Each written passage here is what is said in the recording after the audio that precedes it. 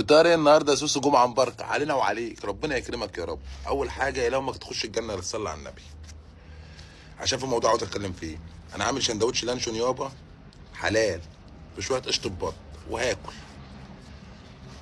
المهربين المهربين اللي بياخدوا 350 الف جنيه من عياله يودوهم ليبيا وبعد كده يموتوا، حسب الله ونعم الوكيل فيكم. جهنم وبئس المصير. هتقول له ما فيش حد ضربهم على ايده؟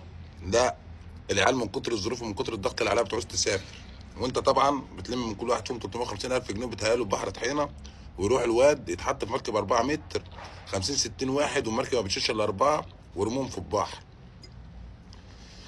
حابب اقول لك ان انت تحاسب يوم القيامه، والشباب اللي بتدفع 350 الف جنيه عشان تروح ليبيا انت بتدفع شهاده وفاتك. اقسم بالله 90% من اللي بيجوا دلوقتي ميتين في مركبين غيرهم الشهر ده. فعشان ما تحرقش قلب اهلك ولا قلب امك عليك، بلاش اجري غير شرعيه. المهربين دي بتبقى عباره عن شياطين على هيئه بشر، بيقول لك حتى 350 الف جنيه والرحله مضمونه وهتخش، وبتيجي تترمي زي الخروف. وغير كده في شباب مفقوده في ليبيا كتير قبل ما تركب بحر اصلا، موجوده في سجن بئر غنم. فبلاش تحرق قلب اهلك عليك يا صاحبي.